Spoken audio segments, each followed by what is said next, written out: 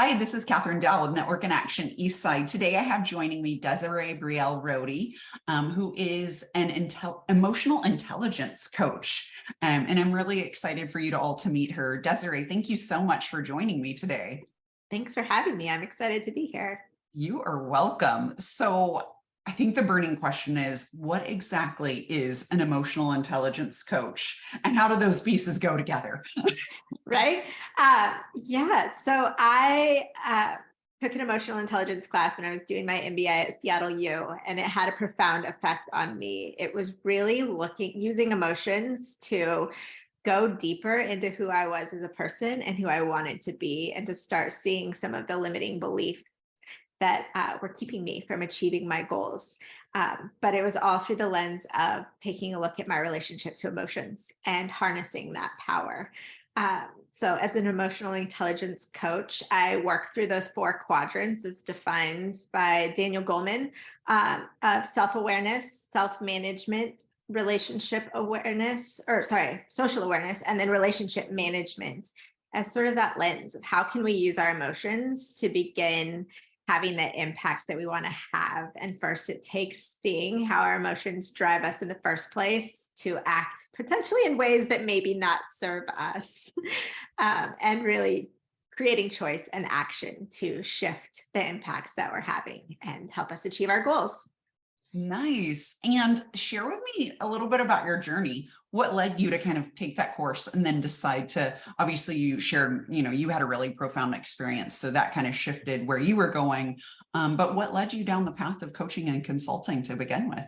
Yeah, so I didn't at that time when I was doing my MBA have that intention. I actually chose Seattle U for my MBA because we were living in Seattle at the time, and I felt like it was important to create connections and roots here. But specifically Seattle U over some of the other local schools because of this course in emotional intelligence, which just sounded fascinating to me. Personally, I did not grow up in a family that was okay with emotions. Happiness was the emotion that was okay in my family. And It's the only one. right? If you aren't happy, you can go to your room and come back when you're happy. And so in this course, learning more about my own beliefs around emotions and what these emotions could tell me about my beliefs, and where I was holding myself back, these limiting beliefs that I had were really powerful. And beginning to we had to write an autobiography, and we had to read it out loud to our classmates. And that was profound for me too, in the sense that it connected us as humans.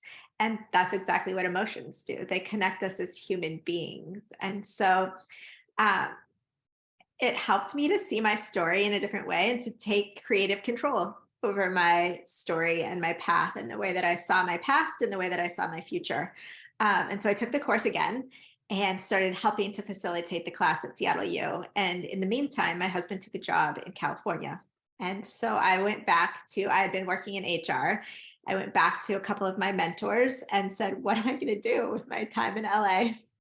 And they both said, you need to go to coaching school. It's what you're already doing. You need to be a coach. And so I enrolled in a coaching program, and it was phenomenal. And I think I thought at first that I needed to let go of the emotional intelligence piece and just try something different. I took an evidence-based coaching program approach. That's the program at Fielding that I did, was evidence-based coaching. And so we learned a lot of different ways to coach.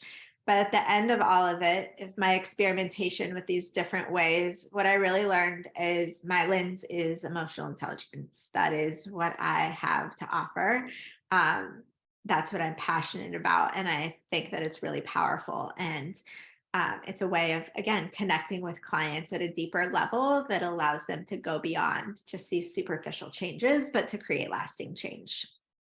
Oh, that's exciting to hear. And it's, definitely powerful work you're doing. And I love how you're able to help these people really move the mark.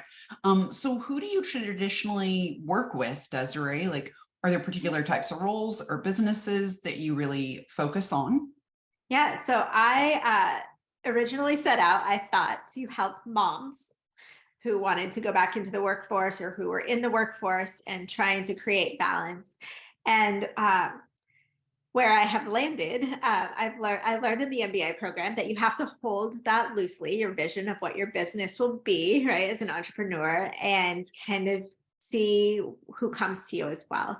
And I have found the clients that I have attracted are in a similar place in life as I am, sort of that middle age, striving to figure out what the next steps are, looking back and kind of thinking like, okay, I've followed all these shoulds and done all these things that have gotten me here. Now what? Now where do I want to go? What choices do I want to make? What do I want to do differently? And I've noticed that many of us have waited later in life to have children. So we also are trying then to balance having young children and creating stability for them with wanting to figure out our next steps and potentially being more intentional about crafting purpose in our life. And so I have found that that's generally who I've been coaching, people between the age of 35 and 50 with younger kids, wanting to still have stability, but also wanting to find more meaning and purpose in life, and elevate their leadership capabilities. And are they typically business owners, or are they in leadership roles at Um, companies already that aren't their own? Some of both. I've done some of both. And I will say I really enjoy working with entrepreneurs and smaller startups because I feel like it's so exciting to get to see them striving to build that foundation first instead of some of these companies who grow and then see the problems that they didn't address in the beginning, right? So I love working with startups. And I also work with individuals, but I guess in general, the common thread would be I work with people and with companies who are really striving to create purpose and authenticity, whether it's in their corporate vision, mission, and values, or their personal, which often align, right? When things are going well, those two things align. So yeah, some of both, but definitely someone who's seeking companies and people who are seeking purpose and alignment. Wonderful. And Desiree, if someone wanted to speak to you to see if you'd be the right fit for them and helping them really achieve their purpose and balance, what's the best way for them to contact you? Yeah, you can connect with me on my website, or you can email me or shoot me a text. My email is Desiree@brielrodiconsulting.com. My website is brielrodiconsulting.com. And my number is 203-640-2969. You can connect with me any of those ways. My website has a form that you can fill out if you'd like to submit it that way, or you can email me directly. And I do offer with any potential client a free 30-minute fit session for us to get to know each other and connect and hear what I'm about, hear what their goals are, so we get all of that out of the way before we start any sort of official coaching engagement. And I think, especially in coaching, the fit is incredibly important. The trust and the fit are what's going to allow you to really do the work too. Absolutely. Well, thank you so much for your time, Desiree. And I'm Thank so you. excited to have you as a part of Network in Action. Thanks. I'm excited to be a part of it too. Take care. Thanks.